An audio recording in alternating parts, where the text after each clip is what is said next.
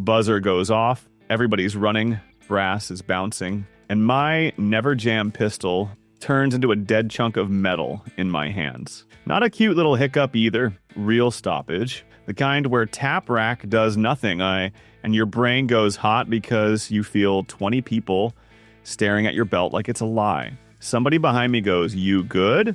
Like I'm a beginner. I wasn't scared of recoil. I was scared of standing there armed on paper and empty in real life. So I set a rule I actually follow. One public failure under pressure, and that pistol is done. I don't care what brand it is. I don't care what the internet says. If it needs excuses, it needs a new home. This list is the pistols that stayed boring in dirty conditions, mixed ammo, dry guns, rushed draws, weak hand strings. And the last one, that one fixed my embarrassment, and I still don't like how much I trust it.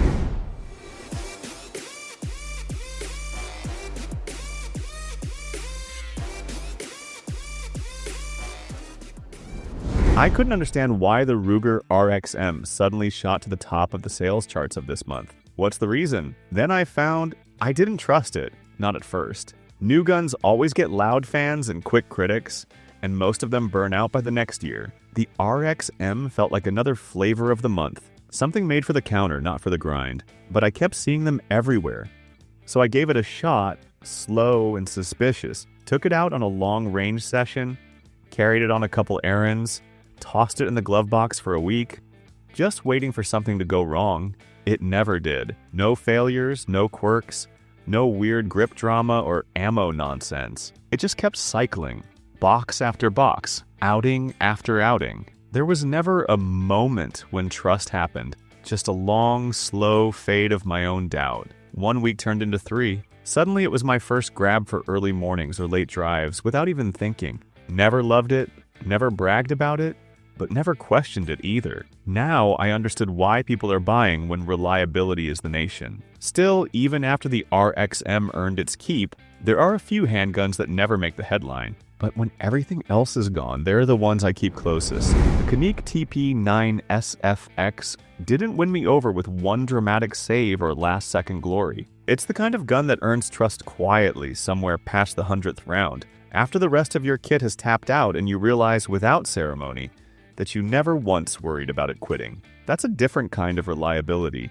Not the rush, but the slow build where boredom and abuse fail to find a weakness. This wasn't a match. Wasn't even supposed to be a torture test. Just one of those dragging range days that eats up your hands and your ammo stash. Sun dropping, wind biting, half the group already packing up or complaining about gear. Every familiar pistol on the table had started acting up. Mushy triggers, slides dragging, people making excuses. The Canik just kept running. I shot past the point of interest, past fatigue, loading steel case and bargain reloads, not caring anymore. Slide still snapped. Recoil didn't soften or stiffen. Reset stayed sharp.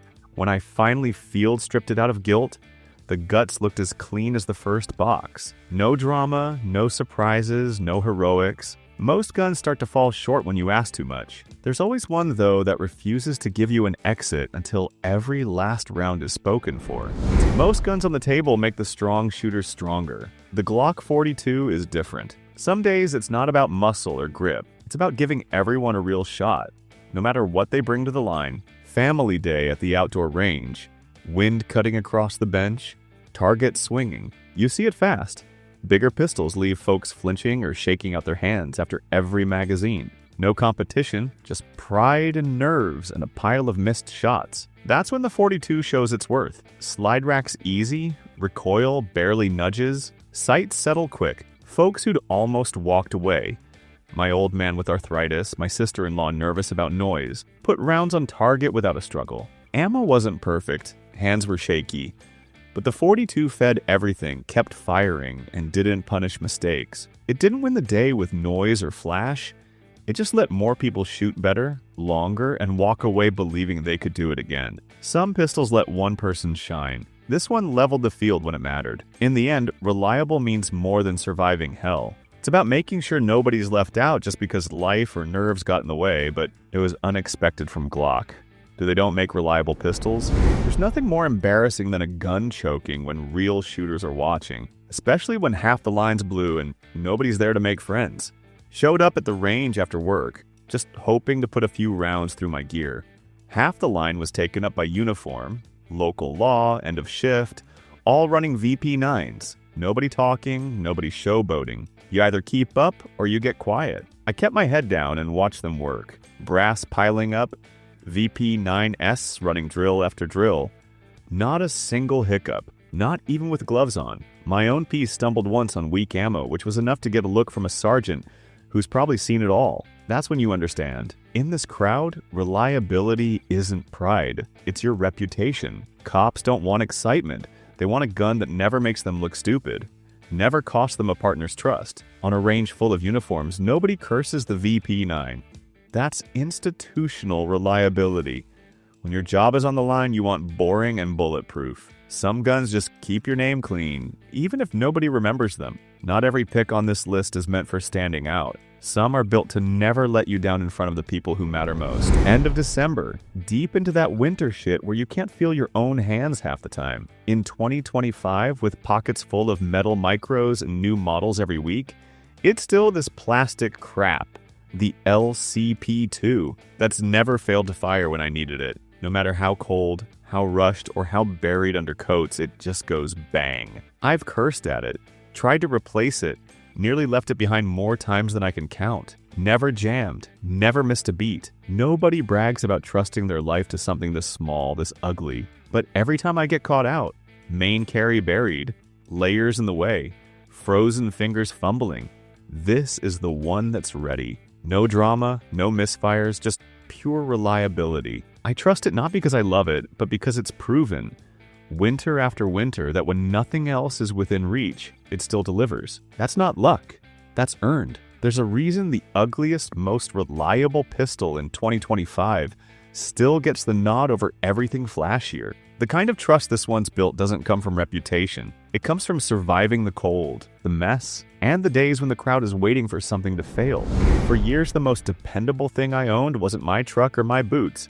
It was the M&P Shield, M 2.0, wedged against my side, inside the waistband, every day. Didn't matter if it was January wind or August heat. The shield was there, leaving the same bruise on my hip from long drives and short errands alike. Reliable is the only word that fits. Most days I barely noticed it, but it never missed a beat. Long-term carry does something to your trust. You get used to the lint in the trigger pocket, the sweat shine on the slide, the holster digging in after a bad night's sleep. Familiarity sets in. Sometimes you wonder if you trust the gun because it's earned it, or just because you're lazy and don't want to change. But every dry fire, every range session, even those tense nights where your hand hovered just out of sight, it always did its job. Rain, sweat, accidental drops on the driveway, mag swaps on autopilot. Never once did I question if it'd go bang. If you've ever run a carry pistol so long you forget it's even there, you know exactly what I mean. That's the shield for me. The next pick, though, trust comes a lot harder when you're betting on something you haven't lived with for years. Training day started normal, but by lunchtime the wind whipped up and dust was everywhere. Targets blowing sideways, grains stuck in sweat, Glocks on the table collecting grit in the slides. I almost swapped to something else, but stuck with the PDP Compact, even though I could feel dirt grinding into the magwell every time I slammed it home. 100 rounds later, the trigger went spongy. Not a stoppage, not a failure, just off. I started doubting, thinking about bailing or breaking down the pistol right there, but I kept running it. Every shot took extra effort, slide a little sluggish, but the thing never stopped. I finished the drills with hands coated in dust, mind on edge, and not a single clean mag left. But by the last box, the trigger snap came back, like something cleared out. Or maybe I just got used to fighting it. Never loved it for being smooth. Never trusted it just for working when clean. I trusted it because when everything got ugly, wind, dust, trigger turning to glue, it didn't tap out. It outlasted the problem, and so did I. Sometimes reliable means forgiving you when you bring a mess to the table. P10F isn't the gun I show off or even think about much. Half the time, it's been riding under the seat for weeks. No oil, no target practice. Just forgotten in the mess of life. But every now and then, I'll need it cold. Maybe the range clock's running, Maybe something outside's got me on edge, or maybe it's just been too long since I've done anything but drive. First mag, first shot, no time for a warm-up, no muscle memory, no one to the chamber drill. Just rack, squeeze, and hope you didn't forget something stupid the last time you put it away. That's when most guns show their mood. Sticky trigger, light strike, stovepipe, something. The P10F never flinched, not once. Cold, dirty, loaded with bargain ammo.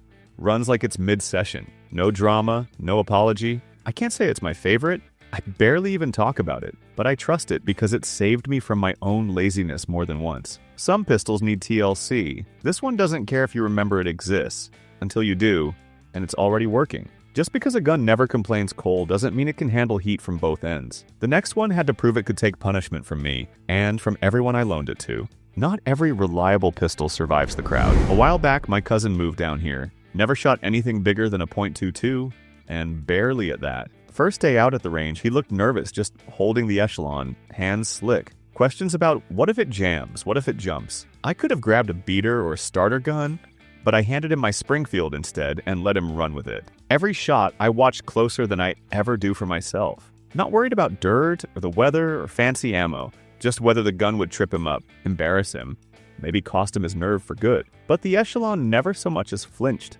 No stovepipes, no weird trigger pull, not a single bite. The slide felt smooth even with his awkward grip. He swapped mags slow, ran the drill, and by the end he was grinning. No bruised hands, no ego left in the dirt. Handing off a pistol is different than trusting it for yourself. It's easy to say you believe in a gun when you're the one pulling the trigger. Seeing it make someone else feel like a pro? That's a whole different kind of reliable. Not every piece in the box earns that. Some can't. Stopped off in South Lamar, Austin.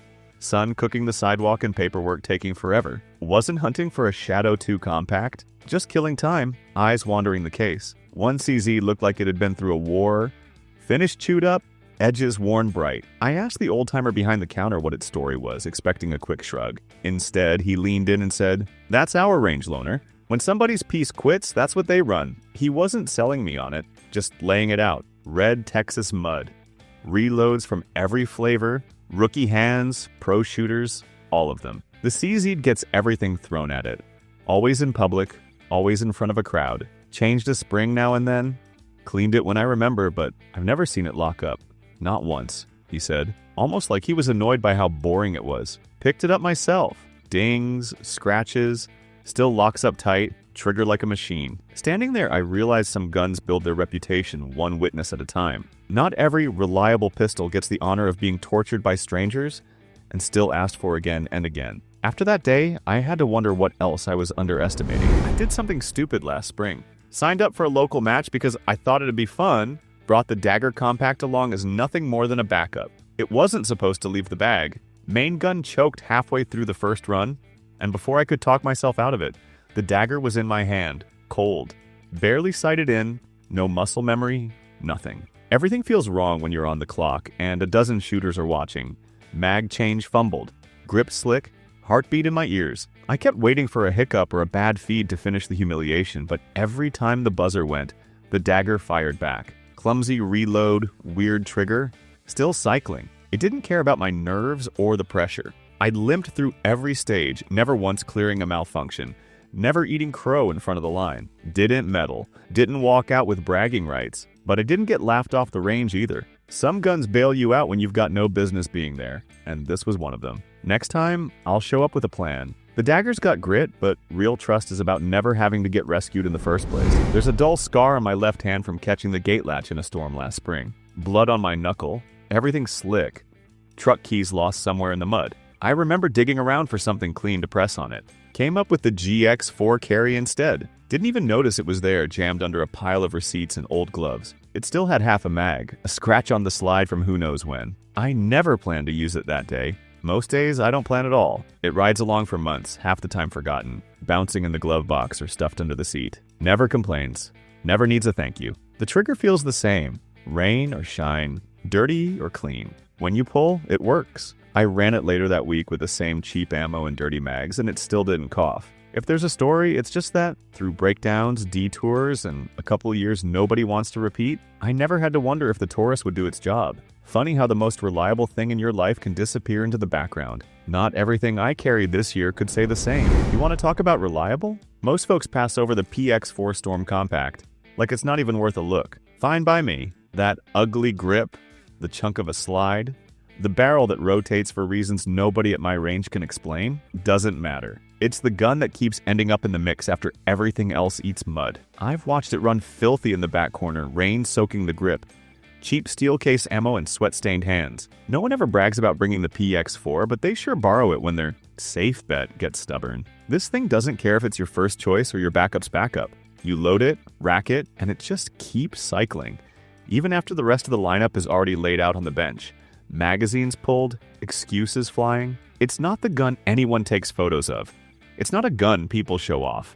But every season, it's there when the shiny pics start choking and the blogs have moved on. Maybe that's the trick. The ones nobody notices end up doing all the work. Next up, don't get too comfortable. The next so-called bargain nearly taught me a real lesson about trust. The SIG P365 X Macro started out as just a backup for me. Easy to forget, nothing expected of it except filling space when my main carry was down. But backups don't get to hide when the real world throws a wrench. 1 week, everything else was benched. Holster cracked, main ride in the safe. No time to overthink it. The X Macro stepped up, suddenly carrying every task I'd usually hand off to a bigger, more trusted piece. I ran it hard.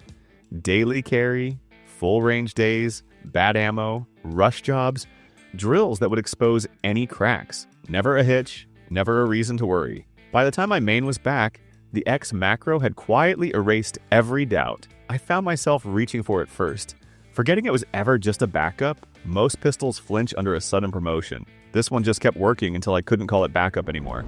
Anyone who claims they've never had a reliable gun fail is either Springfield Hellcat Pro is in constant rotation, passed between hands, grabbed for quick runs, stashed wherever it's legal. Most guns start to show cracks when they're this common, but the Hellcat Pro hasn't slipped, not once. I've watched them shot dirty, dropped in gravel, fed the cheapest ammo, run all day, then ignored until needed again. Never had to pull someone aside and say, watch out for that one. No quiet horror stories, no after-hours repairs, no drama. When a gun gets this much everyday use, reputation usually catches up fast. But with the Hellcat Pro, it just never happens. It stays invisible, does the job, and never gives you a reason to doubt. Sometimes reliability isn't about surviving one bad day. It's surviving every single boring, forgettable day, and still being the one nobody ever has to apologize for. Not best trigger, not coolest, not my buddy's favorite. Just the pistols that kept firing.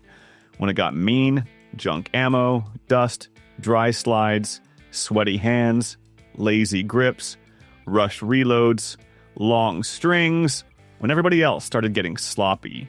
And don't twist the title like a gotcha. Never jam isn't a tattoo. It's a track record. It's a gun staying quiet when you don't have the brain space for drama. Now I want yours. What pistol embarrassed you? Not I heard. Not my cousin. You. What drill, what ammo, what mag, and what happened after. Because the most reliable gun in your safe still has a future failure waiting somewhere. I'm Steve. Trust stays temporary. Keep your ego out of your holster.